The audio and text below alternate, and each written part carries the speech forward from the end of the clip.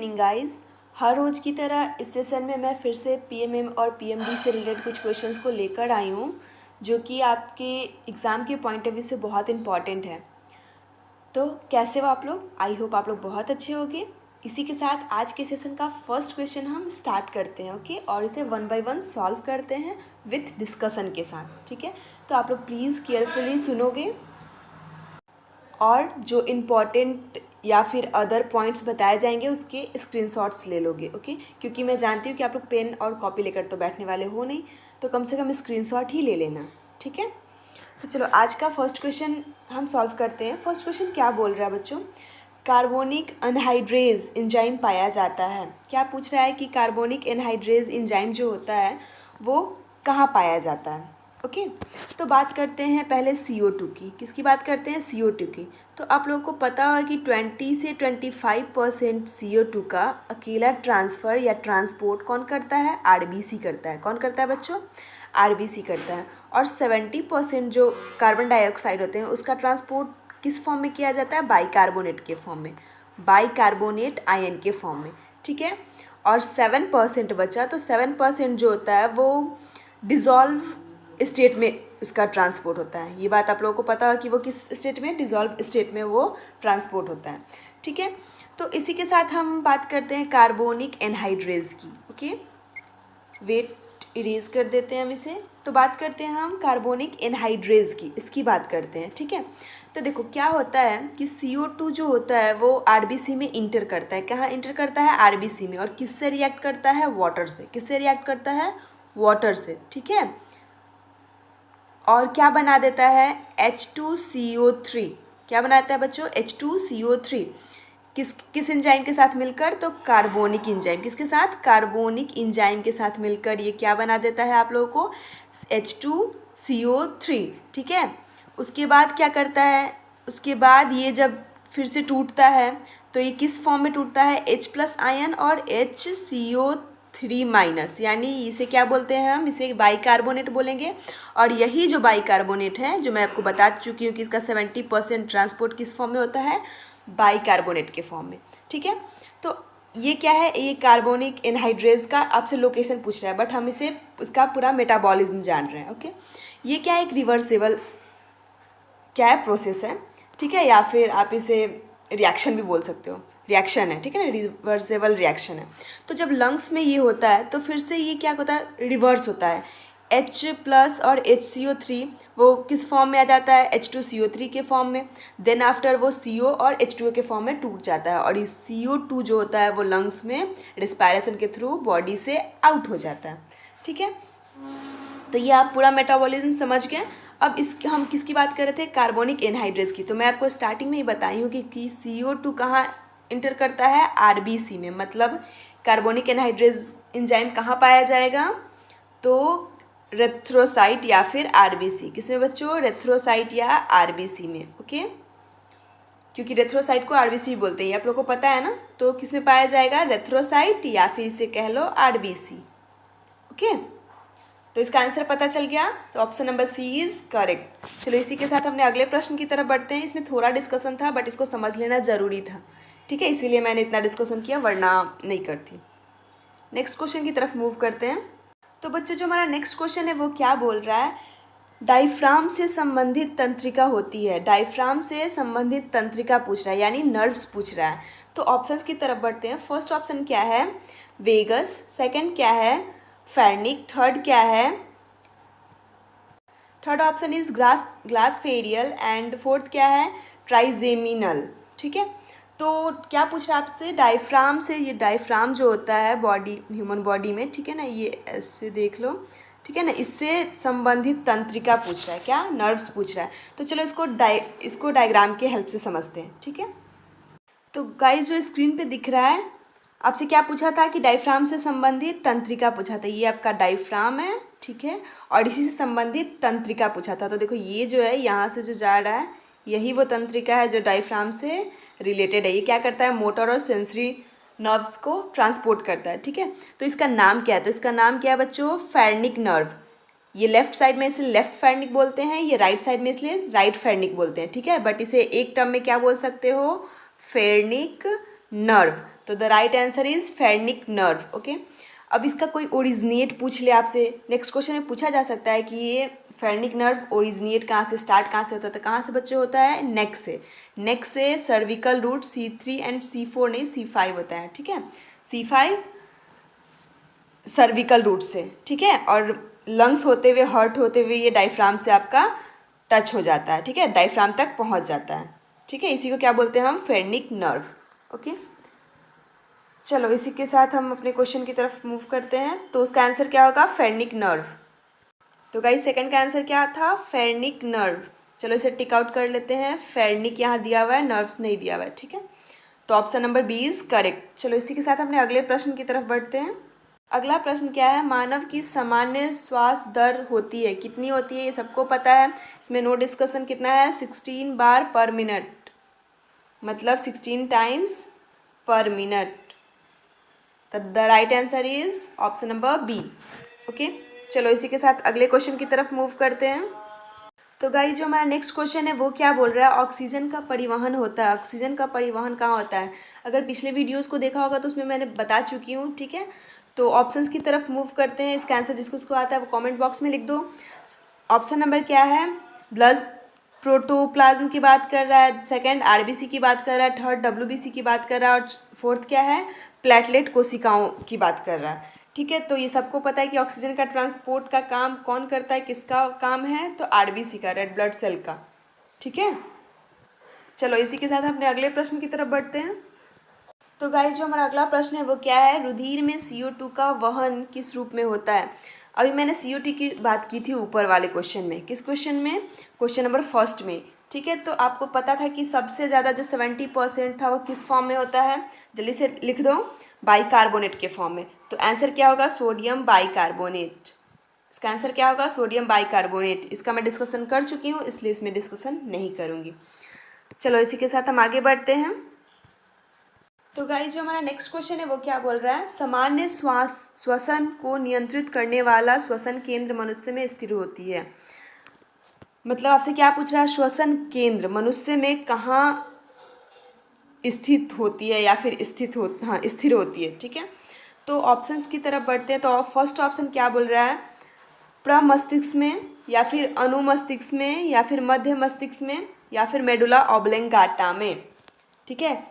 किसको नियंत्रित करने वाला, श्वसन को, किसको, श्वसन को नियंत्रित करने वाला श्वसन केंद्र। ये बात याद रखना कि किसको नियंत्रित कर रहा है, श्वसन को नियंत्रित कर रहा है बच्चों, ठीक है। उसको क्या बोले हम, श्वसन केंद्र।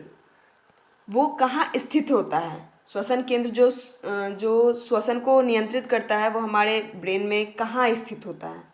तो उसका लोकेशन क्या होता है, मेडुला ऑब्लेंगाटा में। कहाँ होता है वो, मेडुला ऑब्लेंगाटा में। जबकि इसको भी मैं डिस्क्राइब कर चुकी हूँ, सबका फंक्शन भी बता चुकी हूँ, कौन क्या करता है, कौन किस नर्व को कंट्रोल करता है, ठीक है। चलो इसी के साथ हम आगे बढ़ते हैं। तो गाइस जो हमारा नेक्स्ट क्वेश्चन है वो क्या बोल रहा है, एक अणु ग्लूकोज का फुल ऑक्सीकरण होने पर ऊर्जा प्राप्त होती है। एक एटम ऑफ ग्लूकोज का अगर ऑक्सीकरण हो रहा है तो कितना ऊर्जा प्राप्त होगा, ठीक है, वो भी कैलोरी में आपसे पूछ रहा है। तो आप बता दो ऑप्शन नंबर क्या है, 686 कैलोरी, या फिर 68600 कैलोरी, या फिर 686,000 कैलोरी, या फिर लास्ट ऑप्शन क्या है, 10,000 कैलोरी। ओके, तो चलो देखते हैं कि कितना ऊर्जा प्राप्त होता है एक अणु ग्लूकोज के ऑक्सीकरण होने पर, ठीक है। तो आप सभी को पता होगा कि ये एक डेटा है, सो याद करना पड़ता है, ठीक है। तो आप सभी को पता है कितना, 686,000 कैलोरी, कितना, 686,000 कैलोरी क्या होता है, ऊर्जा प्राप्त होती है। अगर इसे हम किलो में बोलना चाहें तो क्या बोलेंगे, 686 किलो कैलोरी।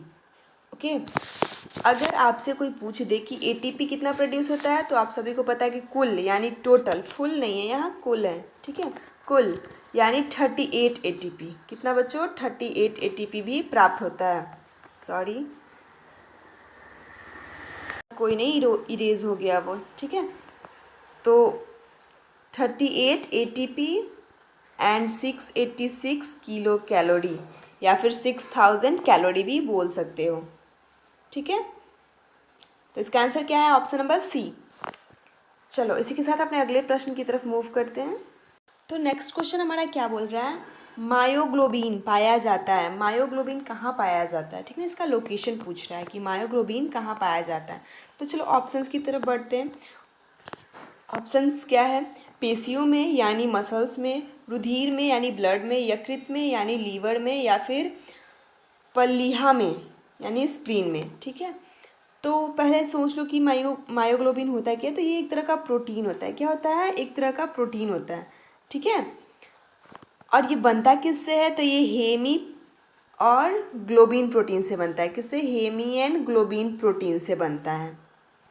ठीक है, ये याद करना कि किससे बनता है? हेमी एंड ग्लोबिन प्रोटीन से ये प्रोटीन बनता है, और इसी प्रोटीन को क्या बोलते हैं हम? मायोग्लोबिन बोलते हैं, जिसका लोकेशन यानी जो कि पाया जाता है आपके मसल्स में, पेशियों में, मतलब आपके मसल्स में या पेशियों में पाया जाता है।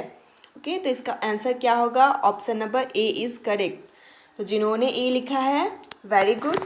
ओके, चलो इसी के साथ अपने अगले प्रश्न की तरफ बढ़ते हैं। अगला प्रश्न देखते हैं क्या है। तो बच्चों, जो हमारा नेक्स्ट क्वेश्चन है वो क्या बोल रहा है? मानव में लाल रक्त कणिकाओं में नहीं पाया जाता है, यानी आरबीसी में क्या नहीं पाया जाता है? आपको 4 ऑप्शंस दिया हुआ है। ठीक है, तो चलो बात करते हैं, हम ऑप्शंस की तरफ बढ़ते हैं। फर्स्ट ऑप्शन क्या है? हेमोग्लोबिन। क्या आरबीसी में हेमोग्लोबिन नहीं पाया जाता है? ठीक है, या फिर कोशिका झिल्ली यानी सेल मेम्ब्रेन, या फिर केंद्रक यानी न्यूक्लियस, और या फिर साइटोकोशिका द्रव्य। तो इसका आंसर सबको पता है, और क्यों नहीं पाया जाता है ये भी सबको पता है। ठीक है ना, इन सिंपल वर्ड्स में समझेंगे तो इसका आंसर क्या होगा? केंद्रक यानी न्यूक्लियस। न्यूक्लियस आरबीसी में नहीं पाया जाता है। क्या बच्चों? न्यूक्लियस आरबीसी में नहीं पाया जाता। अब क्यों नहीं पाया जाता है समझो। देखो, आरबीसी का वर्क क्या है आप लोगों को पता है क्या? ऑक्सीजन का ट्रांसपोर्ट करता है। क्या? ऑक्सीजन का ट्रांसपोर्ट करता है। ठीक है, ऑर्गेनेल्स टू ऑर्गेनेल्स। ठीक है, लंग्स से उठाता है, उसके बाद ट्रांसपोर्ट करता है। और ये आपका न्यूक्लियस का काम क्या है? न्यूक्लियस के अंदर क्या पाया जाता है? डीएनए पाया जाता है।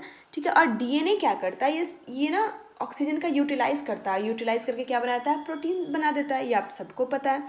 ठीक है, तो अगर आरबीसी के अंदर न्यूक्लियस रहता, अगर आरबीसी के अंदर सपोज समझो कि अगर आरबीसी के अंदर न्यूक्लियस रहता और उसके अंदर क्या रहता? डीएनए रहता, तो आरबीसी जब ऑक्सीजन लेता, क्या चीज़ करने के लिए? ट्रांसपोर्ट करने के लिए, तो ये क्या करता? तो न्यूक्लियस एक्टिव हो जाता, और ये क्या करता कि उसका सारा ऑक्सीजन जो है वो खुद ही यूज कर जाता, यूज कर करके प्रोटीन बना देता। तो बेचारे आरबीसी के पास क्या बचता जो वो दूसरे ऑर्गेनेल्स को ऑक्सीजन ट्रांसपोर्ट करता? तो उसके पास तो कुछ बचता ही नहीं। इसीलिए आरबीसी में न्यूक्लियस नहीं पाया जाता है। ओके, चलो इसी के साथ अपने अगले प्रश्न की तरफ बढ़ते हैं। आई होप आप लोगों को ईजी तरीके से समझ में आ गया होगा। जो आपका नेक्स्ट क्वेश्चन है वो क्या है? एक स्थानीय विक्र की जैव संरचनात्मक और शरीर क्रियात्मक इकाई है। ठीक है, इकाइयाँ हैं। तो चलो ऑप्शंस की तरफ बढ़ते हैं। ऑप्शन क्या है? Uterus, second one is nephron, ये इससे मूत्र वाहिनी भी बोलते हैं यूटेरस को। ठीक है, और सेकंड क्या है? नेफ्रॉन। थर्ड क्या है? सेमिनिफेरस, एंड फोर्थ क्या है? किडनी। तो आपसे क्या पूछ रहा है? स्थानीय विक्र की जैव संरचना और शरीर क्रियात्मक इकाई यानी ऑटोनोमिकल एंड फिजिकल यूनिट, या फिर इसे ऐसे कह लो कि फंक्शनल एंड स्ट्रक्चरल यूनिट। ठीक है, फंक्शनल एंड स्ट्रक्चरल यूनिट किसे कहते हैं? तो नेफ्रॉन को। ठीक है, किसे कहते हैं बच्चों? नेफ्रॉन को।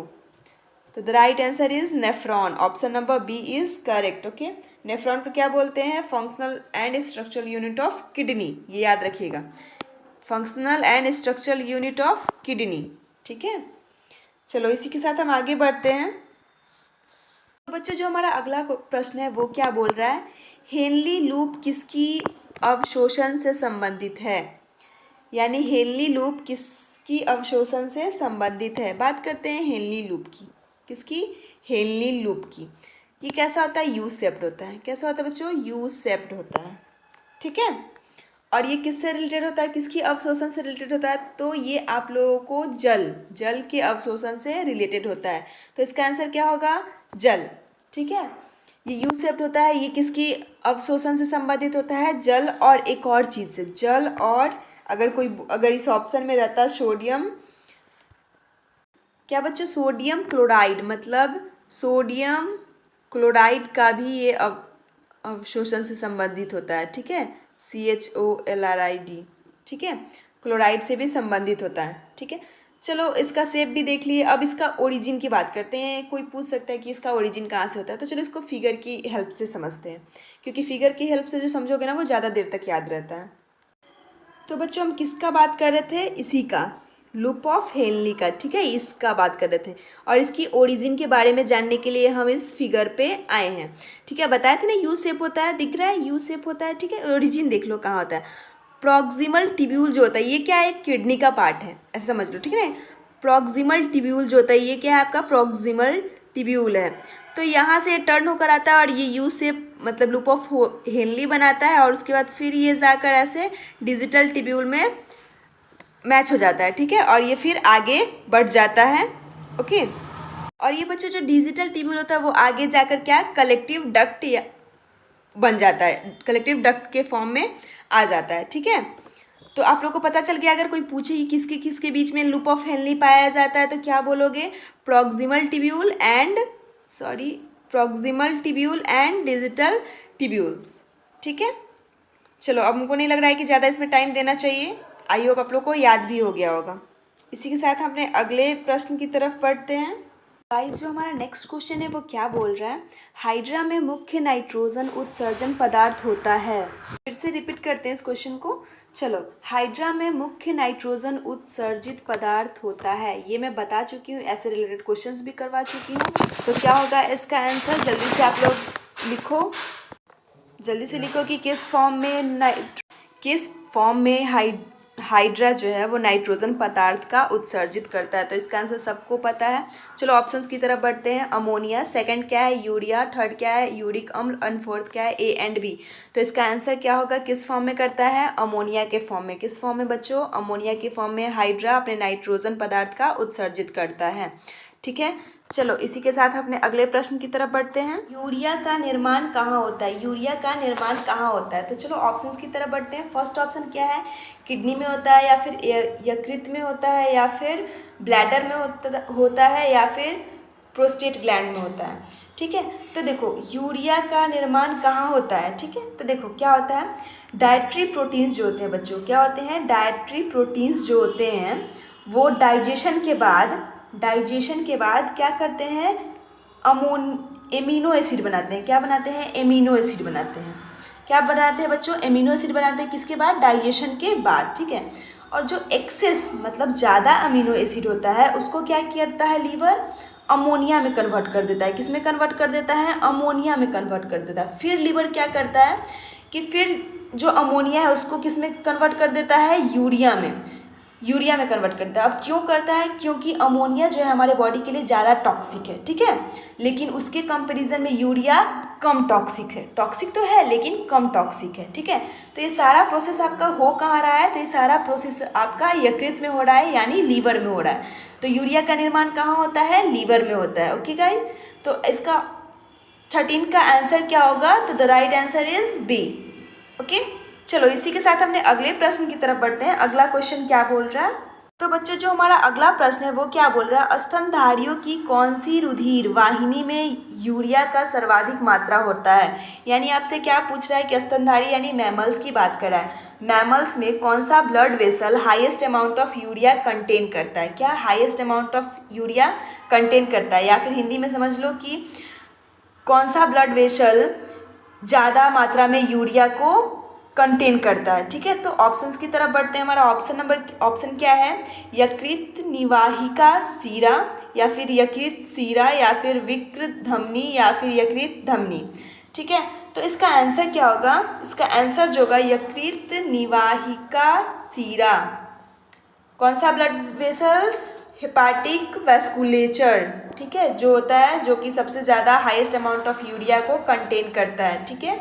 यानी यकृत निवाहिका सीरा जो होता है वो सबसे अधिक यूरिया की मात्रा को कंटेन करता है, ठीक है, किसमें? मैमल्स में।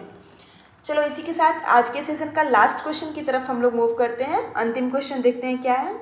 गाइस जो लास्ट क्वेश्चन है वो क्या बोल रहा है, हेनली लूप की आरोही भुजा किसके लिए परागमय होती है।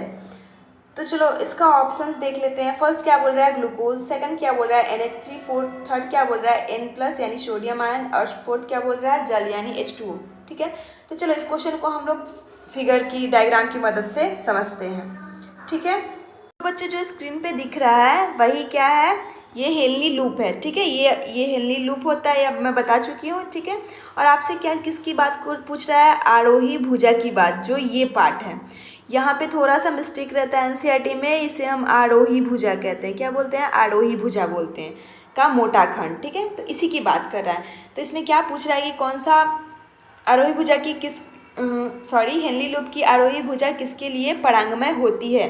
तो यहाँ आपसे क्या पूछ रहा है, परागमय होती है। ठीक है, तो ये जो आपको तीर बता रहा है, ये क्या बता रहा है कि जैसे H+ आयन है, ये क्या है, ये आपका ये लेकर और ये बॉडी से आपको आउट कर देगा, अमोनिया है यहाँ पे। ठीक है, और ये तीर जो है ये क्या दर्शा रहा है कि किडनी जो है ये सब जो H+ आयन है NaCl है, ये क्या किया, फिर से अवशोषित कर लिया और ये क्या हो गया, परागमय हो गया। ठीक है, तो चलो हमको इधर की बात नहीं करना है, हमको किसकी बात करना है, आरोही खंड की, आरोही भुजा की। ठीक है, तो इसमें क्या है जो कि आपका परागमय हो रहा है। तो ऑप्शंस में आप लोग देखे थे ना कि ऑप्शंस क्या क्या था, ग्लूकोज था, NH3 था, और Na मतलब सोडियम आयन था, और जल था।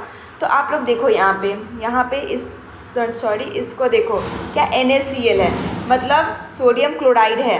तो इसमें क्या कर रहा है कि मतलब सोडियम आयन तो ले ही रहा है ना, परागमय हो रहा है ना। आरोही भुजा किसका परागमय कर रहा है, तो सोडियम आयन का। तो इसका आंसर क्या होगा बच्चों, सोडियम आयन का आरोही भुजा क्या करता है, परागमय करता है। ठीक है, आई होप आप लोग समझ गए होंगे। तो फिर क्वेश्चन को स्क्रीन पे लाते हैं। बच्चों इसका आंसर मैंने क्या बताया, कौन सा आयन है, सोडियम आयन। ठीक है, जिसका हेनली लूप की आरोही भुजा क्या करती है, परागमय करती है। ठीक है, तो the right answer is option number C। Okay, इसी के साथ आज के सेशन को हम एंड करते हैं यहीं पे। तब तक के लिए thank you all of you, और आप लोग मन लगाकर पढ़ो। ओके।